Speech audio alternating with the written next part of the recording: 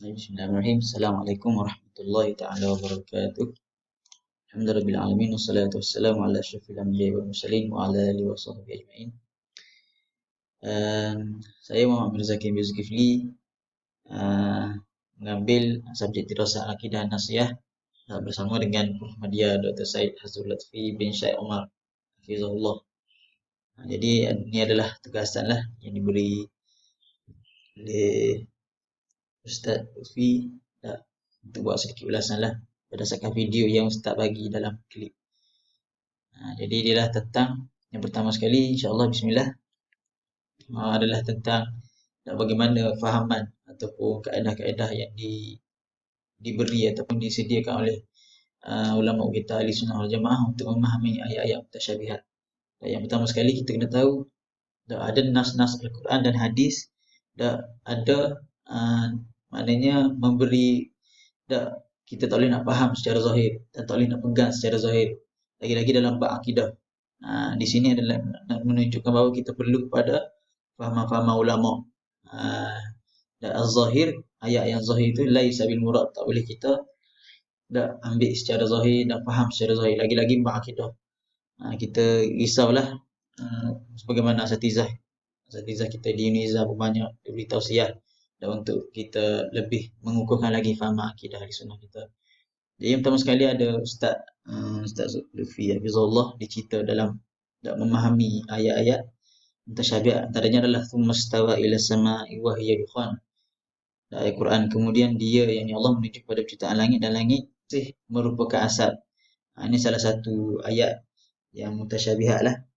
Ya, ada lagi yang populanya, ada Ar-Rahman ala istawa, ada Tuhan Maha Pemurah itu, bermula Tuhan yang Maha Pemurah itu, Ar-Rahman ala istawa, berada di atas, istawa di atas langit yang tinggi. Itu dipanggil terjemah baru.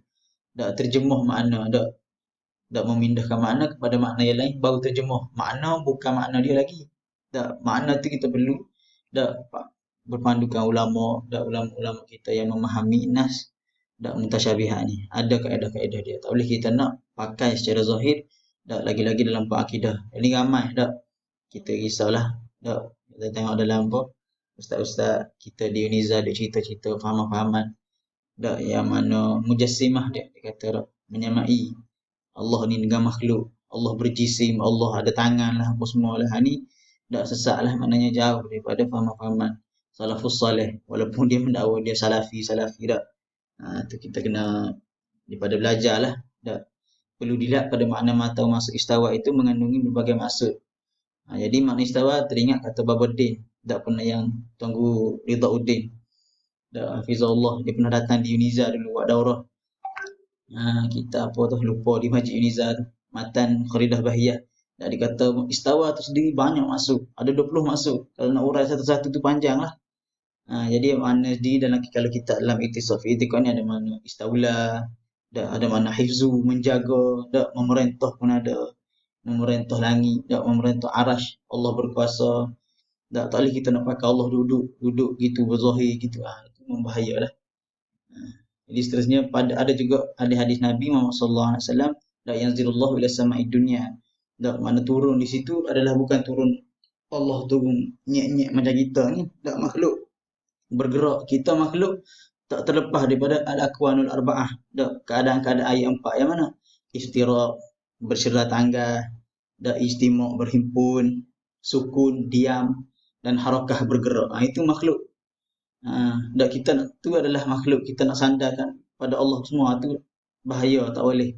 Kita kena faham Allah tidak sama dengan makhluk. Kalau nak mengajar ataupun nak beri fahaman, jangan kita selalu guna ayat-ayat mutasyabihat, sebab ada ayat mukam di sana. Laisa kamitslihi syai' wa huwas samiul basir. Banyak ayat-ayat mukam di sana. Jadi tak boleh kita nak guna ayat-ayat mutasyabihat ni sebagai hujah. Jadi membahayakanlah. Jadi ada maksud nazala, turun di situ adalah turun rahmat Allah atau turun malaikat, memberi rahmat, mendoakan hamba-hamba yang berdoa pada malam hari itu. Bukan maknanya Allah turun secara zahir, itu bahayalah. Jadi untuk faham ayat-ayat mutasyabihat gini, terbahaginya tariqatul khalaf ahkam. wa tariqatus salaf aslam. Tak, tariqah khalaf tak, dia menghukum ataupun takwil ayat tu sendiri, dan salaf dia menyerah tak, dia tafwid bulat-bulat kepada Allah makna tersebut. Ni salafus salih dulu. Adapun salafi yang ada sekarang ni tak, dia mendakwa tak, dia salaf tapi dia terjemah ikut dia, tak ikut, tak memberi makna yang salah, tak bersesuaian dengan zat Allah, keagungan Allah. Itu jadi apa, sedikit bahayalah.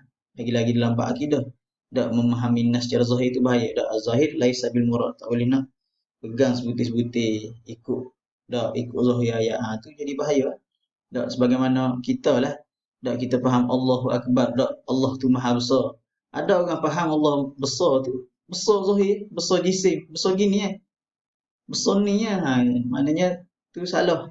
Tak, Allah Akbar tu tak pada maknawi, bukan pada hissi.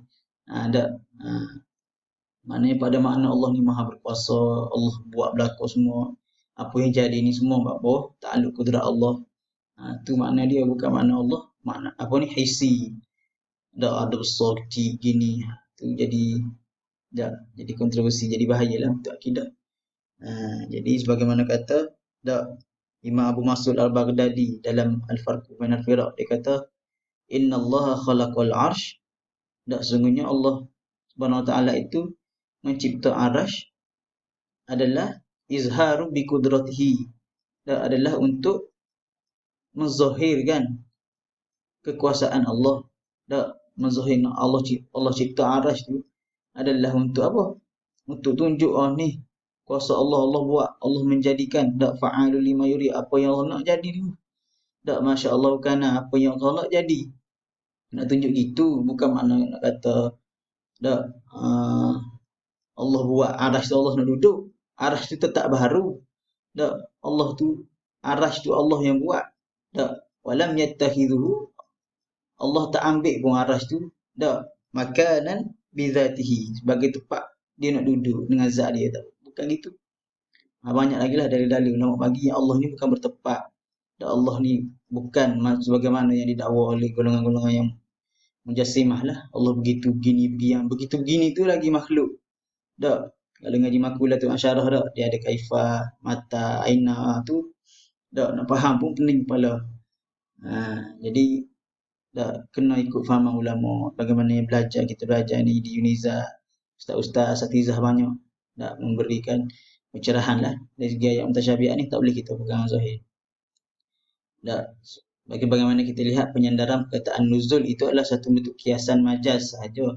Tak, bukan nak kata Allah turun butir-butir gitu, tak, tu bahaya tu. Tak, kalau pegang tajsim, tak mentajsimkan Allah secara sarih, tu kita risau juga. Tak, ada setengah kata fasik, tak, ada setengah kata kufur tu.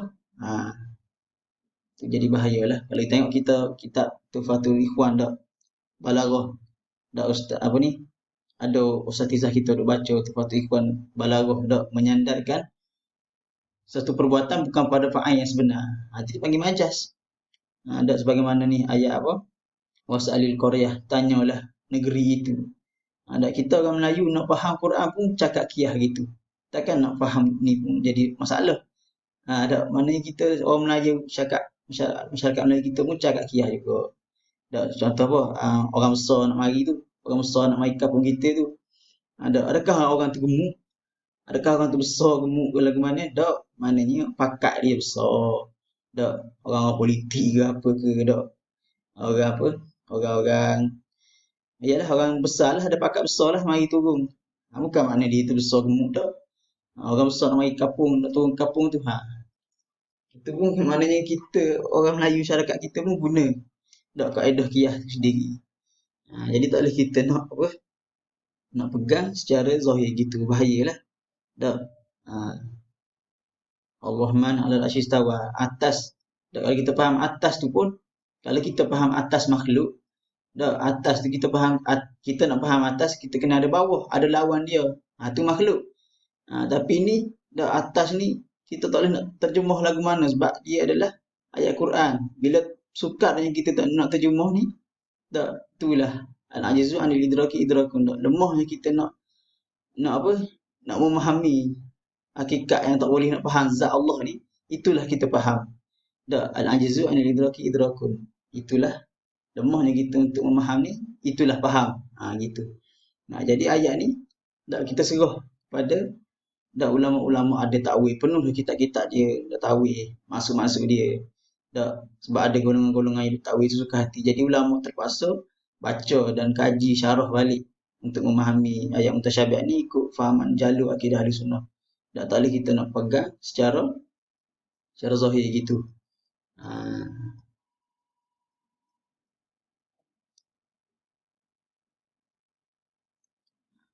sebagaimana yang dikata dalam kitab dak Imam Ghazali Abu Hamid kita kata Imam Ghazali apa ni radhiyallahu anhu dia kata sebagaimana kata perkataan irtifa' itu sendiri dak menunjukkan pada orang yang sombong boleh juga dak irtifa' dak meninggi diri takabur dak dalam peribahasa kita pun ada dak hidung tinggi.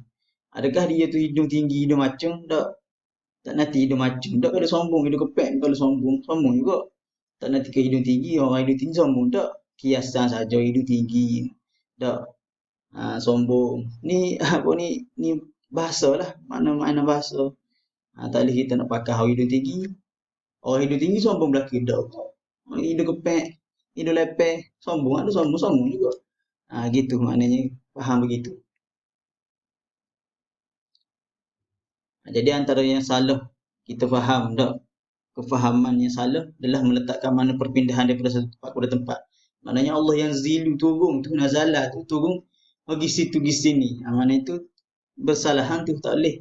Tak kalau kita kata Allah tu tak itu mustahil lah Allah tu bertempat. Tak kalau kita ngaji para bodoh Allah tu la yahtaju ila mukhassisin tak berhajat pada mana-mana ni lagi-lagi tempat. Tak tak boleh kita nak kata Allah tu bertempat duduk sini tak. Laisa kamitslihi syai' wa huwa samiul basir. Insya-Allah selamat akidah kita.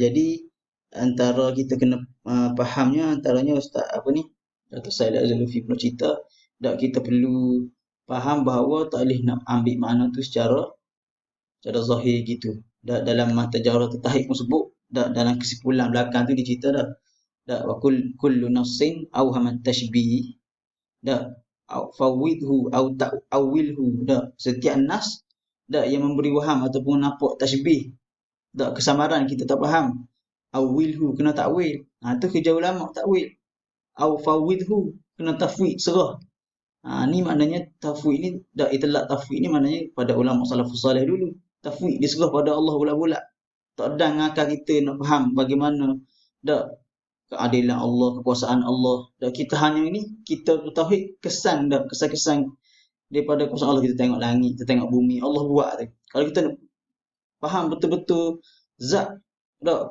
kudrat Allah tu sendiri kita tak mampu dengan manusia, tak mampu dengan akal kita. Uh, warum tanziha, kena tanzih, kena bersih. Maknanya sucikan Allah daripada segala sifat-sifat an-naqais, kekurangan. Tak ada pun kekurangan pada Allah. Tu. Jadi untuk kefahaman ayat-ayat contoh Nazala yang diceritakan dalam kitab Iqtisad yang disyarah oleh Ustaz Lutfi Datuk Lutfi Hafizullah dak kita kena tahu yang Imam Ghazali sendiri ni dia adalah ulama tasawuf, ulama sufi besar. Dak jadi nak tunjuk pada makna lutfi dak makna talatuf dak kelembutan rahmat Allah dak kita nak rasa ibadat ni Allah dosa kita banyak mana pun Allah tetap berlembut aku turun maknanya bukan turun tu maknanya Allah lagi bagi rahmat bukan turun direct turun macam yang salafi dia pegang gitu tu tu mujassimah bahaya maknanya diturun lagi bagi rahmat nak dengar kita bermunajat pada dia dak nak tunjuk bahawa dak Allah ni sayang ke kita Allah dak rahmat Allah tu luas la ta'asu min rahmatillah jangan duk putus asa walaupun dosa kita dosa banyak lagi daripada buat baik gitu. Maknanya kita nak faham bahawa ayat-ayat ni tak boleh kita faham secara zahir. Gitulah setakat tu sajalah untuk ulasan daripada video ustaz tu. Jadi sekadar tu saja apa yang baik daripada Allah dan apa yang kurang daripada diri saya sendiri mohon maaf. Jadi sekadar tu saja Allah alam. Sekadar tu saja wallahu alam. Assalamualaikum warahmatullahi taala wabarakatuh.